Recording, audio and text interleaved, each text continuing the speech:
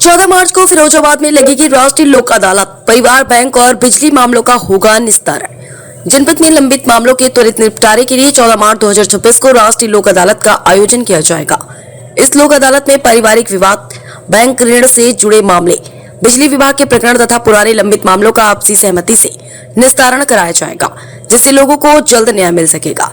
इस संबंध में जानकारी देते हुए जिला विधिक सेवा प्राधिकरण के सचिव एवं जज योगेश शिवा ने बताया कि लोक अदालत का उद्देश्य आम लोगों को सस्ता, सुलभ और त्वरित न्याय उपलब्ध कराना है।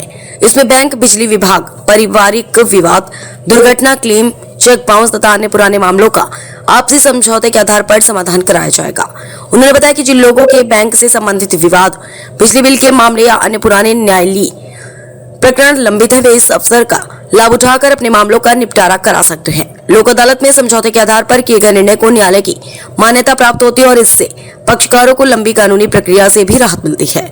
जज योगेश शिवा ने जनपद के नागरिकों से अपील की है कि अधिक से अधिक लोग 14 मार्च को आयोजित होने वाली लोक अदालत में पहुंचकर अपने लंबित मामलों का निस्तारण कराएं और इस सुविधा का लाभ उठाएं। फिरोजाबाद से अरविंद कुमार, समाचार 24। देखिए 14 मार्च 2026 को इस वर्ष की पहली लोक अदालत हम लोग मना रहे हैं और इसमें हमारा टारगेट यही रहेगा कि ज्यादा से ज्यादा जो फैमिली मैटर्स हैं, इलेक्ट्रिसिटी से रिलेटेड मैटर्स हैं और बैंक से रिलेटेड मैटर्स हैं, ओल्ड केसेस हैं जो तमाम न्यायालयों में लंबित हैं, उनका ज्यादा से ज्यादा निपटारा किया जाए।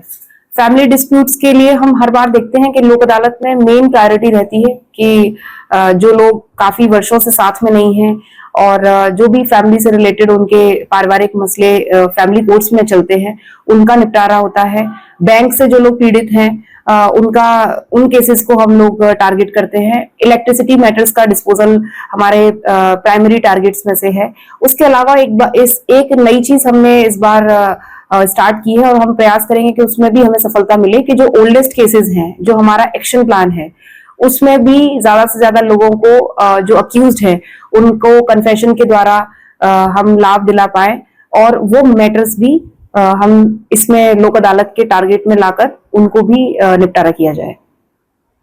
अपने प्रचार में लगे हुए हैं। आज प्रचार वाहन हमने तमाम जगह पे तो ऑलरेडी अनाउंसमेंट हो रहे थे, आज हमने प्रचार वाहन भी फ्लैग ऑफ किया है उसको, ताकि ज्यादा से ज्यादा लोगों को पहले तो लोक अदालत की जानकारी मिले कि 14 मार्च को हम उनको किस तरह से त्वरित न्याय दिला सकते हैं, एक छत के नीचे आपको किस तरह से न्याय मिल सकता है, ये वो समझें। और व्यवस्था तो यही है, मुझे लगता है कि वादकारियों के अगर वादों का निपटारा हो जाए वही उनके लिए सबसे बड़ी सुविधा है, वही उनके लिए, उनका भी लक्ष्य वही है और हमारा भी डीएलएसए का भी लक्ष्य यही है। वाहन चालकों के चालान की बढ़ती हुई संख्या को देखते हुए काफी भीड़ हो जाती है, तो उसकी क्या व्यवस्था की गई है ताकि वे चालान आसानी से निकल सके? नहीं, बिल्कुल उनको टारगेट पे रखा गया है और सभी मजिस्ट्रेट कोर्ट्स हैं, सीजीएम साहब हैं और भी हमारे तमाम रिस्पेक्टिव मजिस्ट्रेट्स हैं, सभी ने इस चीज को टारगेट किया है कि जितने भी चालान से रिलेटेड मैटर्स हैं उनको टॉप प्रायोरिटी पे रखा जाए और जो भी उसमें संभावना हो, फाइन जितना हम कर सकते हैं लीगल तौर पे, कम से कम हम फाइन पर उनको रिलीफ दें। देखिए लक्ष्य तो पिछली बार जो हमारा टारगेट था उससे काफी हमने डबल टारगेट इस बार किया है। टारगेट तो बड़ा है ही, हमें ये उम्मीद है कि जो हमें अचीवमेंट होगा वो भी पिछले साल से ज्यादा होगा और उसके लिए भी हम लोग आपको इनवाइट करेंगे प्रेस वार्ता और उसमें बताएंगे कि कितना डिस्पोजल एक्चुअल में हुआ है।